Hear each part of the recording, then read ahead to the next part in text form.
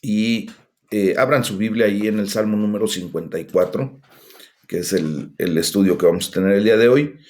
Y bueno, aquí quiero comentarles que David escribió este salmo para enseñar que ante el acecho de los enemigos siempre hay que orar a Dios. Así como él compuso este salmo cuando escapando de Saúl, llegó hasta el desierto de Sif y él confió en que los habitantes de Sif no lo delatarían, pero desgraciadamente vemos cómo los sifitas sí lo hicieron, y lo hicieron en dos ocasiones. Este es un salmo que nos enseña a pedir ayuda cuando pues nos sentimos o cuando somos abandonados y traicionados. Este salmo se titula Al músico principal en Neguinot, masquil de David, cuando vinieron los cifeos y dijeron a Saúl, ¿no está David escondido en nuestra tierra? Imagínense nada más. En realidad, como les comentaba, hubo dos ocasiones en las que los cifeos traicionaron a David ante el rey Saúl. La primera la vemos ahí en el primer libro de Samuel, capítulo 23, y la segunda en el capítulo 26. Pero pues vemos que David escapa en ambas ocasiones. Pero las circunstancias particulares de este salmo parecen ajustarse mejor a las circunstancias de lo que sucedió en el capítulo 23 del primer libro de Samuel, cuando David se enteró de la traición de Sif, de los sifitas, pero antes de que se manifestara la liberación de Dios. Eso lo vemos en el capítulo 23 del libro, el primer libro de Samuel. Y bueno, quiero también comentarles que este es uno de los pocos salmos con una dirección musical específica, con instrumentos de cuerda. También ya es llamado un salmo de contemplación, porque la palabra hebrea para contemplación, masquil, podría entenderse como una instrucción, ¿verdad? Que les da el que compone el salmo a quienes lo van a ejecutar. Eh, es como, por ejemplo, lo que hemos visto pues en nuestra actualidad, cuando un compositor de ópera, ¿verdad? O de alguna música de esa naturaleza, pues hace todas sus anotaciones en las partituras y a quien va a ejecutar, al director de la orquesta o al director del coro, le dice exactamente qué es lo que tiene que hacer, le da una serie de instrucciones. Y bueno, este salmo pues tiene ese tipo de instrucciones, ¿ok?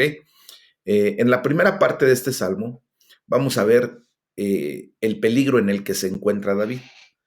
Y entre el versículo 1 y 2 nos enseña a buscar el nombre y la fortaleza de Dios. Y vamos a entrar en materia, vamos a leer la palabra de Dios ahí en el Salmo número 54, versículos 1 y 2, y dice la palabra, oh Dios, sálvame por tu nombre, y con tu poder defiéndeme. Oh Dios, oye mi oración, escucha las razones de mi boca. Bueno, pues vemos aquí como en su angustia, David confiaba tanto en el nombre como en el poder de Dios. Es por eso que dice, oh Dios, sálvame por tu nombre y con tu poder defiéndeme, ¿verdad? Bueno, pues recordemos que el nombre habla de la naturaleza y el carácter de Dios. El nombre en el pueblo judío, en la cultura judía, daba mucho que decir, daba muchísima información respecto a la naturaleza, la esencia de la persona y al carácter. Y obviamente, pues el nombre de Dios nos habla de su naturaleza, de su carácter, de su poderío, de su autoridad, de su grandeza. ¿Ah? Entonces, también vemos cómo al pronunciar y desear que el poder de Dios lo defienda, pues David estaba confiando en el gran poder de Dios, reconociendo al Shaddai, ¿verdad? Al Dios Todopoderoso, al que se levanta como guerrero, como poderoso gigante a pelear la batalla. Y en este caso, pues David confiaba en esa realidad. Y David lo hacía, confiaba, ¿verdad? En Dios, porque sabía del nombre de Dios, sabía de la naturaleza y del carácter de Dios, porque tiempo atrás, recuerden que Dios lo había rescatado de muchos peligros, de situaciones como cuando él se enfrentaba al oso o al león para defender a las ovejas de su padre, ¿verdad? Y Dios ayudaba a David en todo momento. Y lo mejor de todo es que David siempre estaba consciente de que era Dios el que proveía esa ayuda, ¿verdad? Y esa salvación. David sabía que el poder de Dios podía responder a su necesidad en cualquier momento, porque si ya lo había hecho antes, lo podía volver a hacer actualmente y lo seguiría haciendo en un futuro. Y esto es porque David, al conocer la naturaleza de Dios, que es inmutable, que no cambia, pues podía propiamente descansar en esa realidad. ¿Qué te está hablando esto a ti? Bueno, pues vamos a ir viendo lo que vamos a ir obteniendo de bendición respecto a este salmo, ¿verdad? Y dice, bueno, quiero hacer algunas indicaciones o comentarios respecto a la declaración por tu nombre. Por ejemplo, McLaren dice que nada menos que la plenitud total del Dios manifestado es suficiente para las necesidades de un pobre, de un menesteroso. Y en este sentido, David se sentía de esa manera, ¿verdad? Por tu nombre, Señor. Siento que es lo suficiente para cubrir mis necesidades. Y eso es lo que nos está enseñando. El rescate de David sería su reivindicación, ponerlo en el lugar y en la justicia correcta. Sus enemigos tendrían mayor evidencia de que David tenía razón y ellos estaban equivocados. Cuando Dios respondiera a esta oración y preservara a este hombre conforme al corazón de Dios, pues sus enemigos se darían cuenta, los de Sif, que Dios estaba con David y que él era el que salía al rescate de la vida de David. Entonces vemos cómo Dios le dio a David una reivindicación notable después de cada vez que los sifeos lo traicionaron. Poco después de que las dos veces que los sifeos lo traicionaran, David tuvo la oportunidad de matar al rey Saúl. Y en ambas ocasiones recordemos que le perdonó la vida al rey Saúl. Eso lo podemos leer directamente en el capítulo 24 y 26 del primer libro de Samuel. Y en ambas ocasiones Saúl admitió su gran error. Hoy quiero decirte que hay veces que verdaderamente somos traicionados, mis amados. Hay personas que se levantan en nuestra contra y que de alguna o de otra manera, pues, pretenden, ¿verdad?, provocar u ocasionarnos daño. Pero hoy quiero declararte que Dios está del lado de nosotros. Dios es el que se levanta en nuestro apoyo, en nuestra bendición. Y tenemos que estar muy conscientes de que Dios siempre va a poner la justicia, el orden divino, lo correcto. Aun cuando muchas ocasiones ustedes y yo hemos llegado a pensar que lo que hacemos es bien y que lo que nos hacen es mal, y a lo mejor estamos equivocados, ¿verdad? A lo mejor somos nosotros los que estamos actuando equivocadamente, apresuradamente a lo mejor. Y nosotros hemos de orar porque Dios ponga las cosas en orden. Si nosotros tenemos que ser corregidos porque estamos haciendo algo equivocado, pues preferible que sea Dios el que nos corrija y nos lleve, ¿verdad?, a los caminos que Él preparó, a la senda de justicia, que nos dejara a la deriva, con nuestra propia condición o convicción de que estamos haciendo las cosas bien. Y por eso David, por ejemplo, en ese momento le dice, oh Dios, escucha mi oración, ¿verdad? Era común que David y otros salmistas y otros personajes de la Biblia en sus oraciones simplemente pidieran a Dios que escuchara o prestara oído a su clamor, a su oración, y se asumía que si el Dios bueno y misericordioso escuchaba, actuaría. Pero recuerden que Él va a actuar en relación a su plan perfecto, en relación a la justicia. Entonces, tenemos que acercarnos de esa manera a Dios, que Él preste oído a nuestro clamor y que actúe, ¿verdad?, en justicia, que eso es lo que realmente necesitamos ustedes y yo.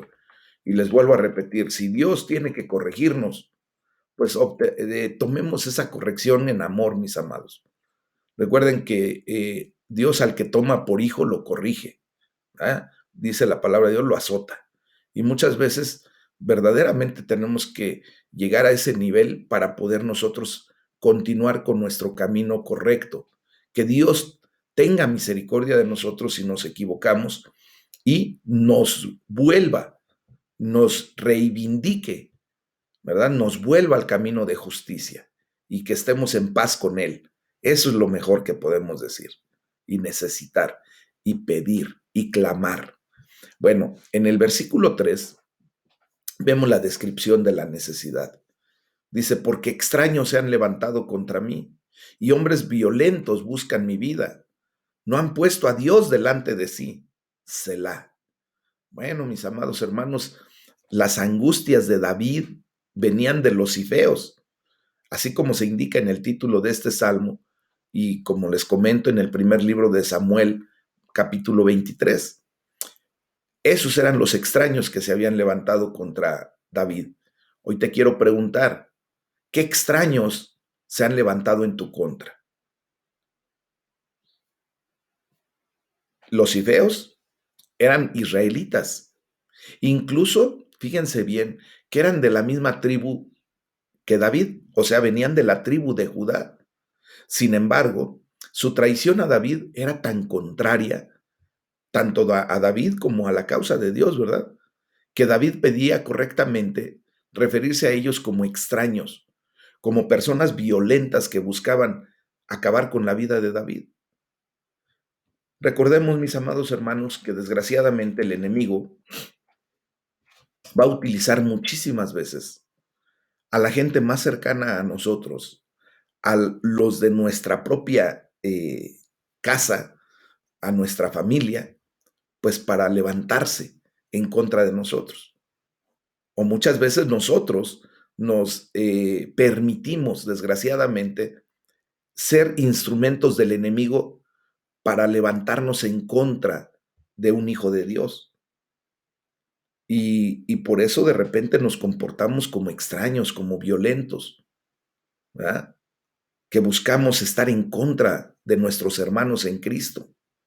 A mí me da curiosidad ver cómo desgraciadamente hay hermanos, y se los digo con una idea bien clara, con conocimiento de causa, porque lo he visto desde el púlpito, que pasan hermanos y no son capaces ni siquiera de saludarse.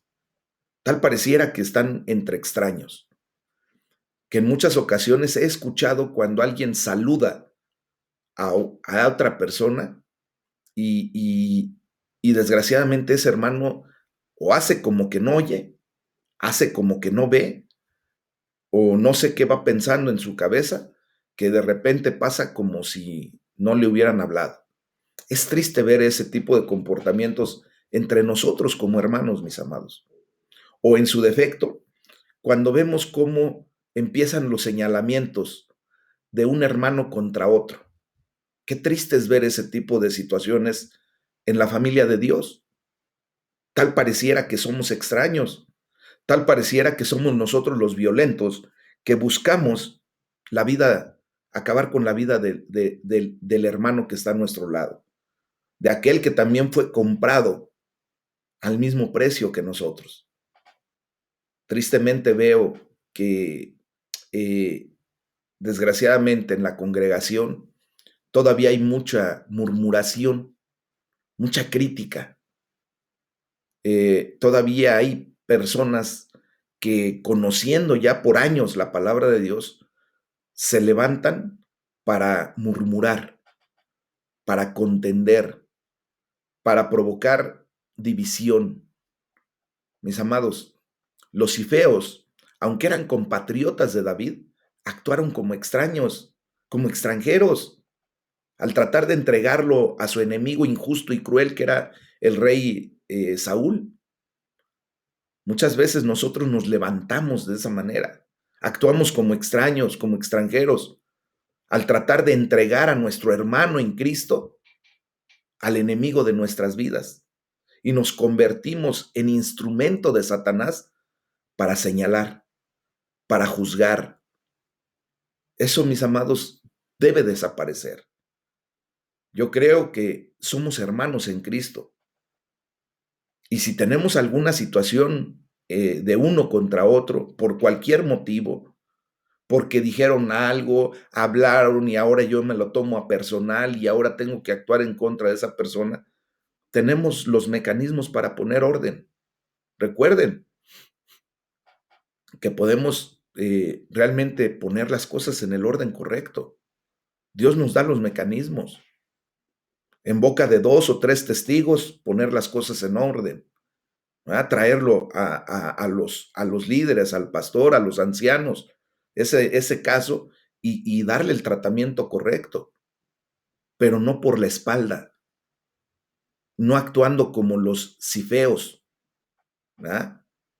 Eh, traicioneramente. Eso ya no tiene que suceder. Hoy en día, como les comento, algunos de los que se cuentan entre el pueblo de Dios actúan como extraños al traicionar a Jesucristo mismo para ganarse el favor de los aliados del rey de este mundo, para ganarse al príncipe de este mundo. O sea, tal pareciera que venimos a hacer todo lo contrario de lo que la palabra de Dios nos está enseñando. Y dice David, no han puesto a Dios delante de sí. O sea, aquí vemos cómo el problema de David, ¿verdad? No era solamente en relación a la situación que estaba viviendo él, sino que el problema mayúsculo era que estaban en la condición en contra de Dios. O sea, su rechazo a David era solo otra forma en que rechazaron a Dios. Esto nos enseña, mis amados, que cuando rechazamos a un hermano, fíjense bien hasta dónde la palabra de Dios nos quiere llevar el día de hoy.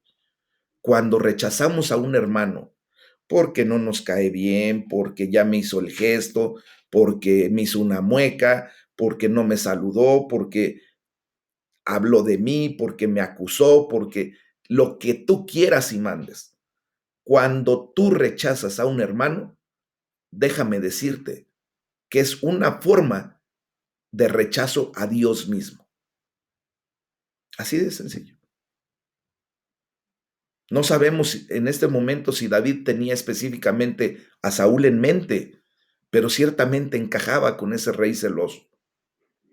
Yo no sé si en algún momento tú te has prestado para tener específicamente en mente a alguien a quien constantemente estás señalando o estás poniendo en una condición que en tu cabeza pudiera encajar con alguien que es tu enemigo cuando está dentro de las filas del gran ejército de Jehová, cuando simplemente es, ¿verdad? Eh, un hijo de Dios, a final de cuentas, porque Cristo pagó con su preciosa sangre también por esa persona. Spurgeon dice, David sentía que el ateísmo estaba en el fondo de la enemistad que lo perseguía. Los hombres buenos son odiados por causa de Dios, y esta es una buena súplica para que los exhorten en oración. Y Boyce dice que este fue un mal periodo para David. Fue una época en la que aparentemente no tenía a dónde acudir. No estaba seguro ni siquiera en el desierto y casi no había nadie en quien pudiera él confiar. Quiero decirles, mis amados, que muchos de nosotros nos hemos acercado a la iglesia de Jesucristo porque aparentemente sentimos que no tenemos a quién acudir, a dónde más llegar. Y muchos de nosotros verdaderamente hemos sentido y pensado que en la iglesia de Jesucristo vamos a tener el cobijo, vamos a tener la confianza, vamos a tener la hermandad, vamos a tener justamente esas relaciones personales que no encontramos fuera de la iglesia de Cristo. Mis amados, David no estaba seguro ni siquiera en el desierto. ¿Cuántas veces tú te sentiste completamente inseguro fuera de la casa de Dios, cuando estabas en el mundo, a donde ahí sí te apuñalaban, pero sabías de quién venía la puñalada, a donde te traicionaban, pero sabías que iba a haber traición porque estabas en el mundo. Pero mis amados, hemos llegado a la iglesia de Jesucristo, donde debemos sentir hermandad, amor, eh, debemos sentir verdaderamente la paz que gobierna los corazones que han confiado en Cristo Jesús, en donde técnicamente no tenemos que esperar una puñalada, donde técnicamente somos nosotros los que nos cuidamos las espaldas los unos con los otros. Somos del mismo clan, para que me entiendan. David y los ifitas venían del mismo clan que era de los de Judá, y aún así se lastimaron, aún así se ofendieron, aún así se traicionaron. ¿Verdad? Esto no tiene que suceder. De aquí en adelante yo oro en el nombre de Jesús porque ese tipo de situaciones desaparezca de la vida de la iglesia aljaba de Dios y de la vida de la iglesia universal de Jesucristo. De cualquier congregación que levanta el estandarte, que levanta la voz, que invoca el nombre, que se nombra por sobre todo nombre, debe desaparecer. Y hoy yo de verdad voy a empezar a hacer comentarios, más bien voy a empezar a tomar eh, situaciones cuando vea que un hermano no saluda a otro, cuando vea que un hermano está en esa murmuración, en ese chismorreo, en esas conjeturas, y vamos a empezar a poner orden en ese sentido, porque ya tenemos que caer en la realidad a lo que hemos sido llamados, mis amados, en el amor de Cristo. Ujú. Somos discípulos de Jesús y somos personas corregibles, enseñables. Y lo estoy hablando en este foro porque este es el foro de un seminario que nos ayuda, que nos enseña, que nos dirige, porque si no, no tendría caso, ¿verdad? Si no, nada más nos podríamos quedar en donde pues escuchamos lo que nos gusta y no pasa más nada. No, tenemos que ser enseñados y tenemos que ser corregidos si es necesario. Y bueno, ya en la segunda parte de este salmo viene la proclamación y la oración de David. Entre el versículo 4 y 5 hay una proclamación y dice la palabra de Dios: He aquí, Dios es el que me ayuda. El Señor está con los que sostienen mi vida. Él devolverá el mal a mis enemigos. Entonces, aunque era David un hombre perseguido, él podía esperar con confianza la ayuda de Dios. Y por eso declara una proclamación muy correcta. He aquí, Dios es el que me ayuda. Entonces vemos cómo su presente adversidad no lo había llevado a cuestionar la bondad de Dios, sino más bien a apelar a la bondad de Dios, a decir: Señor, yo sé que tú eres el único que me puede ayudar. Y no como muchas ocasiones hacemos nosotros de repente, ¿verdad? Es que yo siento que Dios ni siquiera me ayuda, que ni siquiera me escucha. No, en vez de cuestionar, vamos a apelar a la bondad de Dios. David estuvo llamando la atención de Dios hacia él mismo y luego hacia sus enemigos. Pues ahora llama la atención de Dios hacia Dios mismo. Y aquí, Dios es el que me ayuda, ¿verdad? Así de sencillo.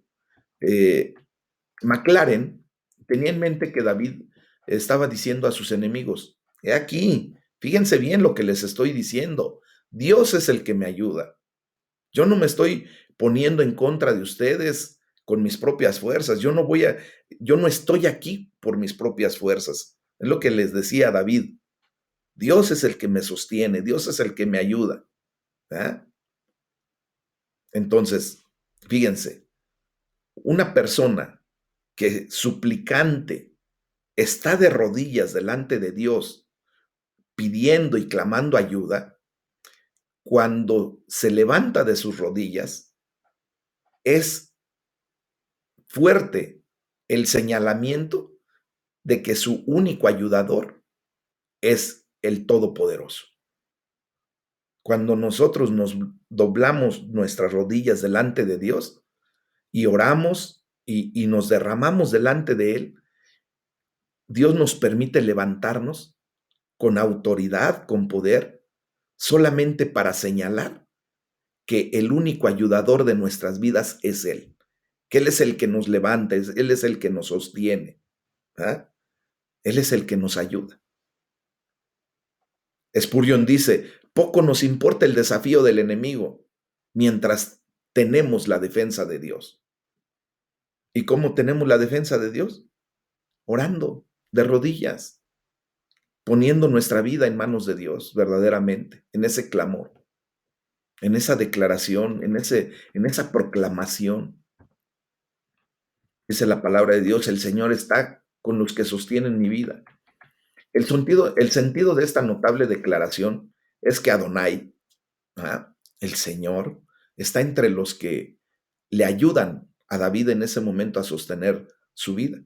Hoy podemos entender que Adonai, el Señor, está entre los que nos ayudan a ti y a mí a sostener nuestra vida, porque hay hermanos, ¿verdad?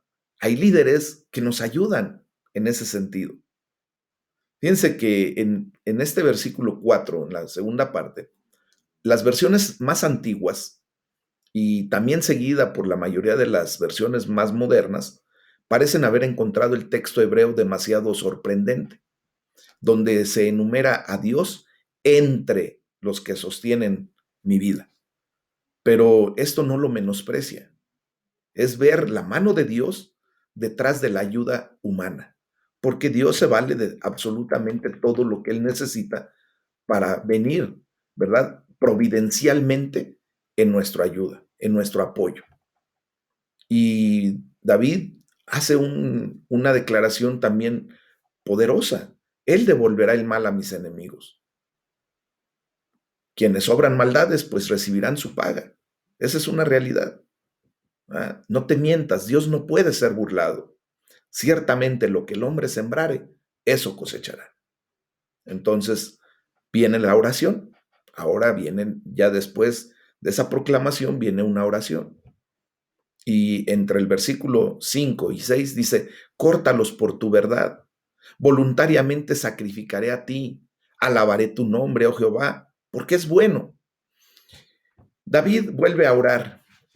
Córtalos por tu verdad, ¿verdad? Ahí dice, le pide a Dios que mate o eche fuera a sus enemigos y que lo haga en su verdad, que lo haga en su justicia. David podía orar tales oraciones audaces en contra de sus enemigos porque realmente creía que si su interés propio estaba en riesgo, también lo estaba la verdad de Dios. ¿Por qué? Porque él estaba constantemente en sintonía con la voluntad de Dios. Él siempre quería hacer la voluntad de Dios. Entonces, si alguien venía en su contra, no solamente estaba en contra de David, sino, como les comento hace un momento, se ponen en contra de la voluntad de Dios. Y por eso David dice, córtalos. Spurgeon hace un comentario fuerte aquí en este sentido, y dice Spurgeon, David desea que Dios los destruya con un golpe mortal, que es la fuerza que contiene la palabra. Su sentido primitivo es callar, guardar silencio, de donde se traslada a un golpe que penetra profundamente y golpea fatalmente, así como se le llama golpe silencioso, opuesto al sonoro que suele rebotar y no perforar profundamente. Esta palabra, ¿verdad? Es una palabra que tiene un efecto terrible. Clark dice, y lo cito, dice, tú has prometido salvarme, estos se han propuesto destruirme. Tu verdad está comprometida en mi defensa. Me destruirán si les permite vivir, si se les permite vivir. Para salvar tu verdad y cumplir tus promesas, debes cortarlos. O sea, Dios ha prometido algo. Él dice que va a salvaguardar nuestra condición delante de nuestro enemigo. Y obviamente Dios respalda su palabra. Déjame decirte que el enemigo principal de nuestras vidas ya fue derrotado, ya fue vencido, ya fue cortado. Entonces Dios está cumpliendo con su palabra, mis amados. El grave problema es que muchas veces nosotros permitimos que el enemigo se vuelva a levantar dándole nosotros mismos autoridad a través de nuestras malas acciones, de nuestros malos pensamientos, de nuestra mala inclinación al pecado, del dejarnos vencer por la tentación de señalar, de murmurar, de empezamos a permitir que el enemigo se vuelva a levantar. Pero Dios ya lo derrotó. No dejemos que el enemigo se levante. No le demos autoridad ni le abramos la puerta en ningún momento. Miren, muchas personas, muchos hermanos en Cristo, se sienten incómodos con las oraciones que piden la perdición de los enemigos. Hay gente que dice es que Dios es bueno y Dios no quiere, ¿verdad? Y también es cierto que Jesús nos dijo que oremos de una manera más generosa por nuestros enemigos, ahí en Mateo 5, en la oración del monte, ¿se acuerdan? Sin embargo, no hay nada malo en el principio básico de querer ver el triunfo del bien sobre el mal y que Dios haga su obra contra los que hacen el mal. A final de cuentas va a suceder. Y nosotros no somos ni jueces, ni somos quien para decirle a Dios qué tiene que hacer. Él sabe. Él es el creador, Él es el omnisciente, el que sabe todo. Recuerden que nosotros en nuestras oraciones pues solamente le hacemos un recordatorio a Dios, pero de que Dios sabe qué tiene que hacer, lo sabe.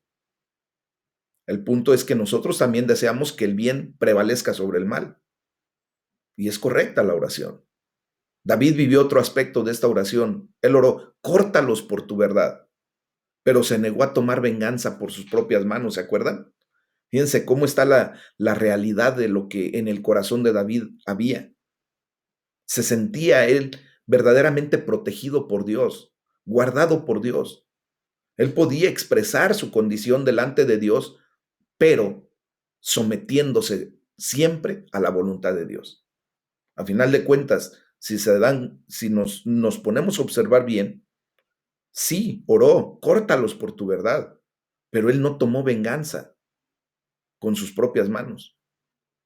Fíjense cómo inmediatamente después de la segunda traición de los Cifeos, que pudimos leer en el primer libro de Samuel, capítulo 26, versículo 1, David tuvo la oportunidad de matar al rey Saúl mientras dormía y se negó a hacerlo. David no lo cortaría. Él esperó a que Dios lo hiciera.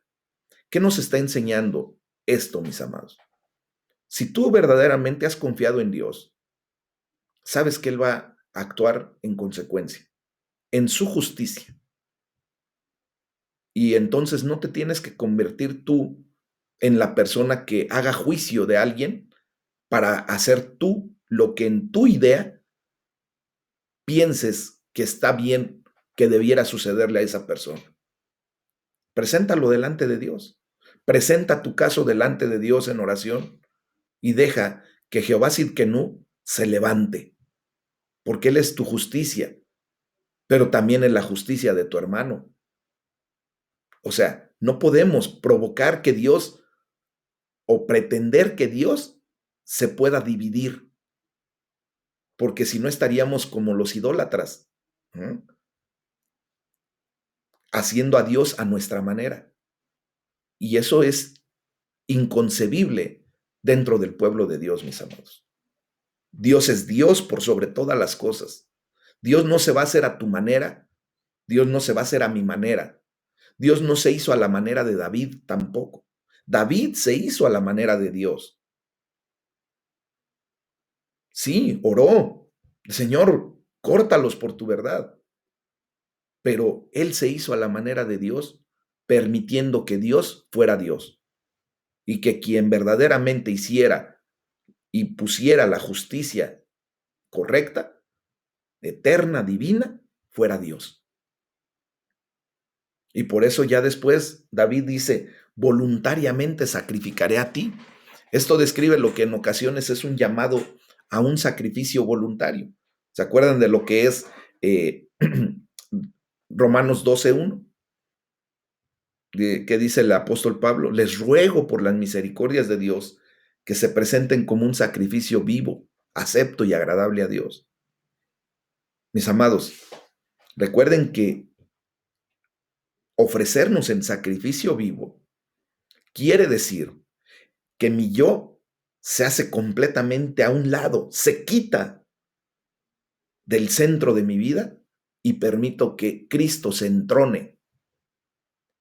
Hacer un sacrificio vivo significa que no va a ser lo que yo quiero, sino lo que Dios quiere. Hacer un sacrificio vivo significa que no voy a estar buscando mi justicia, sino que voy a estar buscando y anhelando la justicia de Dios. Y si en esa justicia de Dios yo soy el que tengo que ser corregido, aceptar esa corrección en amor y en una verdadera idea de que yo estoy haciéndome en sintonía con la perfecta voluntad de Dios. Amén. Un sacrificio voluntario es el que se le da a Dios sin ninguna referencia específica o un voto hecho anteriormente. Ujú. Era un sacrificio que no necesitaba ser hecho. Era voluntariamente, por gratitud, simplemente. O sea, un sacrificio voluntario no es por coacción, no es porque yo voy a hacer esto, Dios, pero tú tienes que hacer aquello. No es porque yo voy a provocar que tú hagas algo porque yo ya hice otra cosa, como muchas personas hacen, porque están obligados a ellos y no pueden descuidarlo sin vergüenza e inconveniente para ellos mismos, sino con una mente dispuesta y alegre. Ujú. En donde entonces nosotros hacemos un sacrificio voluntariamente en amor y le decimos a Dios, Señor, hágase tu voluntad.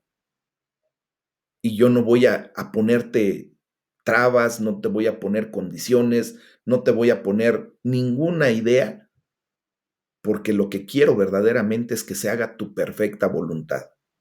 Eso es sacrificar voluntariamente, mis amados. Amén. Bueno, dice David, alabaré tu nombre, oh Jehová, porque es bueno. David dijo esto en anticipación del rescate de Dios, previo a que lo rescatara, pero no como una demanda por rescate, mis amados. Él podía alabar a Dios mientras persistía el problema y antes de que la oración fuera respondida, él alabaría a Dios. ¿Qué nos está enseñando esto, mis amados? Que nosotros como cristianos debemos seguir el ejemplo de David. Debemos considerar cuán grandes cosas ha hecho Dios por cada uno de nosotros. Y nunca debemos permitir que la voz de alabanza y la acción de gracias cese en la iglesia de los redimidos, en la iglesia de Jesucristo. ¿Estaremos pasando por circunstancias difíciles? Sí, pero ni aún allí debe cesar la alabanza a Dios. Ya lo hemos estudiado, ya lo hemos visto. Y entonces, en el versículo 7, pues viene la confiada conclusión de todo esto, ¿eh? Y dice la palabra de Dios en el versículo 7, porque Él me ha librado de toda angustia y mis ojos han visto la ruina de mis enemigos. Vemos aquí, por último, que David con confianza lleva su petición a Dios, sabiendo que muchas veces ante Dios, ¿verdad? Había sido librado. Dios ya lo había librado de muchas cosas. Y la fidelidad pasada de Dios se convierte en la base para la fe futura. Y vean la declaración que hace David, porque Él me ha librado de toda angustia. O sea, Él ya estaba dando por hecho de que Dios, ¿verdad? A través de la fe que David ejercía en Él, ya lo había librado. Hoy yo te quiero decir, ¿crees que Dios ya te ha sanado? ¿Crees que Dios ya te ha liberado? ¿Crees que Dios ya te ha sacado del hoyo en el que te encontraste o en que te encuentras? Son palabras de fe. Declara que verdaderamente Dios ya lo ha hecho, porque Dios ya lo ha hecho. Este es el lenguaje de la fe. Este es el triunfo de la confianza, mis amados.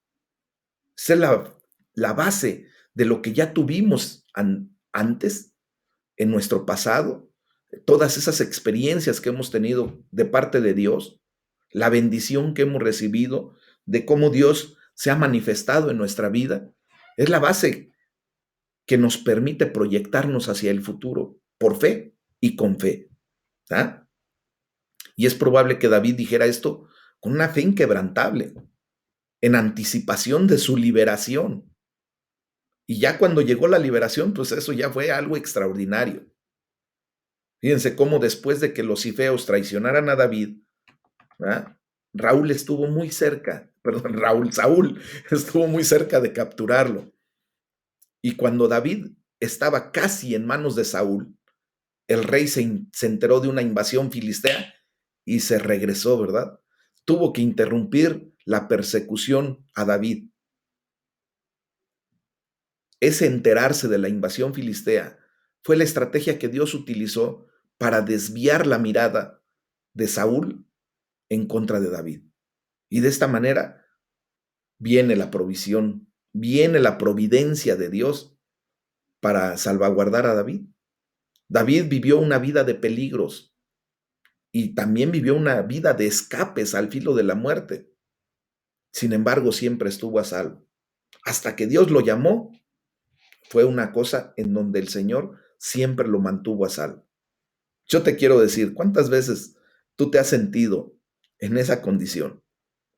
Que has vivido al filo de la muerte, has sentido que ya no aguantas, que ya estás en una condición de peligro tan grande que solamente la mano de Dios puede salvarte, y te salvó.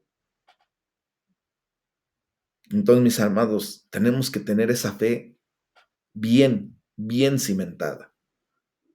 Y entonces la declaración final que hace David: y mis ojos han visto la ruina de mis enemigos. David sabía lo que era derrotar a sus enemigos. Goliat era un ejemplo, ¿se acuerdan? Él confiaba en que lo sabría de nuevo, en que volvería a ver cómo Dios traía la ruina a sus enemigos. Hoy te quiero decir que tu enemigo está en ruinas. Tu enemigo está puesto por estrado de tus pies. Dios ya lo entregó en tus manos. Hoy tú tienes que levantarte y salir con una actitud clara de que Dios ha hecho lo que le corresponde. Hoy tenemos que admirar la justicia de Dios sobre nuestro enemigo principal.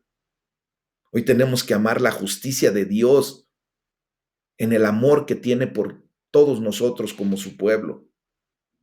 Hoy tenemos que estar complacidos, mis amados, con la providencia que Dios trae a nuestras vidas. Y debemos contemplar con consuelo lo que Dios está haciendo. Si hoy el Señor te está permitiendo pasar por alguna situación, contempla la gloria de Dios. Declara lo que por fe tú estás esperando y declara lo que por fe Dios ya te ha dado. Acéptalo, abrázalo. Déjate bendecir en el nombre de Jesús con la perfecta voluntad de Dios. Miren, por último quiero decir, en cierto sentido, David en este salmo prefigura a nuestro Señor Jesucristo. Recuerden que Jesucristo era el rey ungido que aún no había entrado en plenitud de funciones en su reino. Él vino a rescatar y a guiar al pueblo de Dios, y cuando lo hizo, algunos entre el pueblo de Dios lo traicionaron hasta la muerte.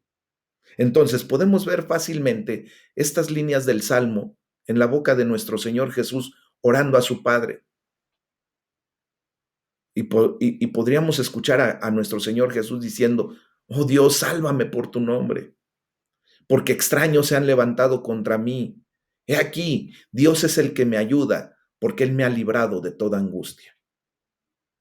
Y así como nuestro Señor Jesucristo oraba igual que David, tú y yo podemos orar con esa misma confianza, con esa misma fe de que por su nombre Dios va a responder a la palabra que nos ha dado, a la promesa que nos ha dado. Él respalda su palabra, mis amados. Y Él ha puesto ya por estrado de nuestros pies a nuestro enemigo. Él nos ha librado ya de toda angustia, de toda enfermedad, de toda necesidad. Él ha llenado todo vacío en el nombre de Jesús. Es el tema del día de hoy, mis amados. Vamos a orar, vamos a darle la gloria a Dios. Vamos a permitir